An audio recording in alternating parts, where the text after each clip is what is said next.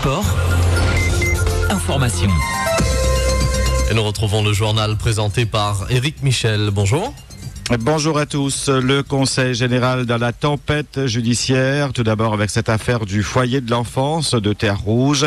Le procureur de Saint-Pierre a annoncé hier la mise en examen de 3 conseillers généraux, Jean-Jacques Vlody, Bachil Vali et Yvon Bello, et d'un membre du cabinet de Nassima Dindar, Raymond Soukramania. Un motif, complicité de discrimination à l'embauche.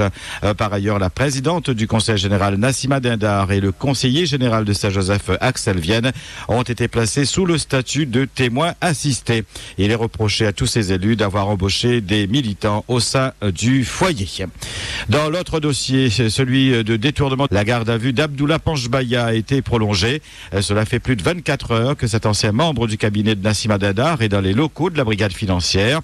Il est soupçonné d'avoir détourné 300 000 euros destinés à des associations à son profit. Abdullah Panchbaya sera présenté au parquet de Saint-Denis dans le courant de cette matinée. Et c'est dans ce climat d'affaires que les conseillers généraux se retrouvent aujourd'hui en session extraordinaire afin de donner leur avis sur le projet de redécoupage cantonal qui se caractérise par 3 points importants. Le premier, une entrée massive des femmes au Conseil général. Le texte impose en effet la parité totale avec un binôme homme-femme. Le deuxième point important, une réduction du nombre de cantons. De 49 actuellement, il passera à 25. Enfin, le texte présenté aux élus propose un rééquilibrage démographique des futurs cantons. Les conseillers régionaux sont eux aussi réunis en assemblée plénière aujourd'hui. À l'ordre du jour, le projet de budget primitif 2014, la création d'une société publique locale pour la reprise des activités de l'AFPAR et l'évolution du schéma d'aménagement régional. Hier, Didier Robert a annoncé que le budget de l'année prochaine sera en hausse de 10 millions d'euros pour s'établir à un peu plus de 855 millions d'euros, dont 495 millions en investissement. L'invité de Jean-Jacques Bourdin aujourd'hui, c'est Claude Barthelone, le président de l'Assemblée nationale. Il réagira certainement à son surnom, le parrain du 9-3, dont l'a affublé Noël Mamère. RER.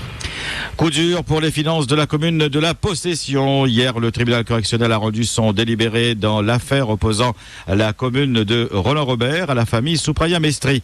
Une affaire qui remonte à 40 ans. La mairie avait exproprié un terrain de cette famille dans le cadre d'une déclaration d'utilité publique, mais a ensuite échangé ce terrain avec le Conseil général et qui n'avait plus rien à voir avec la DUP.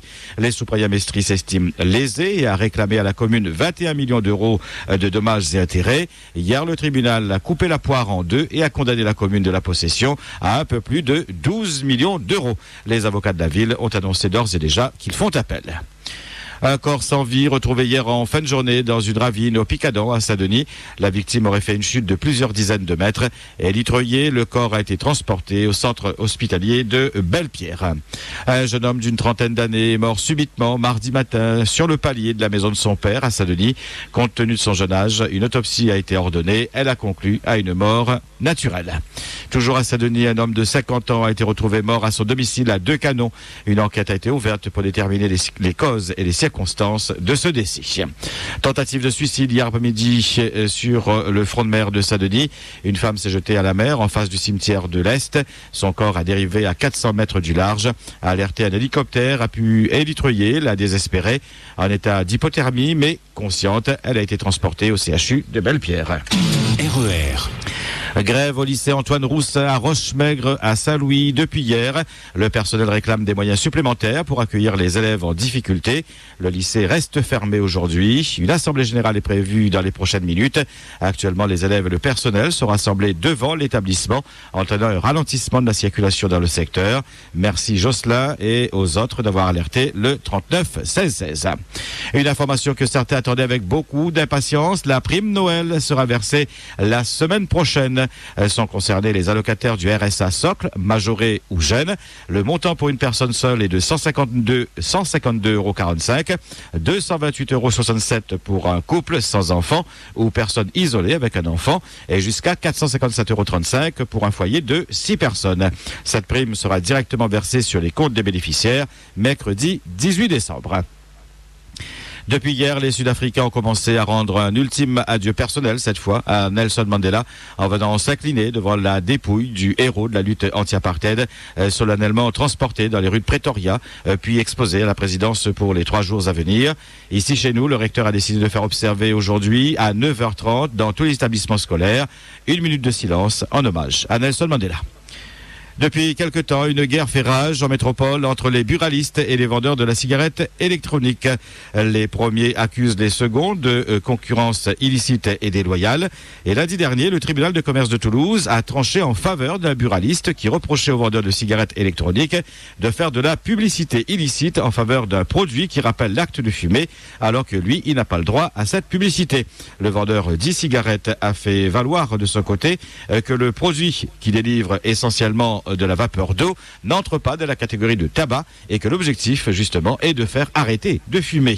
La première manche a été remportée par le buraliste, mais le jugement a été attaqué en appel. Faut dire que les enjeux sont importants. Dans un rapport publié en mai dernier, l'Office français de prévention du tabagisme estime le marché de la cigarette électronique à environ 40 millions d'euros en 2012 et de l'ordre de 100 millions d'euros à la fin de cette année. Un business que l'industrie du tabac n'a pas vu venir et qui pourrait lui échapper. Côté santé, certains médecins militent pour la reconnaissance médicale de la cigarette électronique, puisque selon eux, près de 2 millions de fumeurs ont réussi à se libérer du tabac en France. Le Parlement européen, de son côté, a écarté l'assimilation de ce produit à un médicament, laissant donc libre sa vente. Bref, vous voyez, la bataille fait rage. Et c'est l'objet de votre question d'actualité aujourd'hui. Connaissez-vous la cigarette électronique? L'avez-vous déjà essayée? Pensez-vous qu'elle peut vous aider à arrêter de fumer? Vos réactions en direct à 9h et 11h sur le 47 33 33 et le 47 34 34. Sur Facebook, rendez-vous sur la page RER Radio Officielle. RER. La mosquée de Saint-André fête ses 50 ans demain, un moment important dans la vie de l'association des musulmans sunnistes de la ville, qui a décidé de partager cet événement commémoratif tout au long de ce week-end avec 2 objectifs: rendre hommage aux 38 membres fondateurs et aux anciens responsables dans un devoir de mémoire et se projeter dans l'avenir avec la présentation d'un projet ambitieux pour la reconstruction à l'identique d'une nouvelle mosquée. Outre les éléments purement cultuels à destination des corélégionnaires musulmans, des portes ouvertes de la mosquée sont au programme samedi en matinée et dimanche toute la journée. Vous pourrez aussi découvrir une exposition dans l'enceinte même de la mosquée intitulée Les musulmans à Saint-André, une histoire en mouvement. Et puis journée récréative et culturelle toute la journée de dimanche avec présentation des associations, brocante, atelier de calligraphie, vente de repas et animation pour enfants. Une journée qui se déroulera dans l'avenue Île-de-France. RER. 8h22 sur RER Sport. C'est la fin de ce 5-8. Merci de votre fidélité. Agréable journée. RER Sport.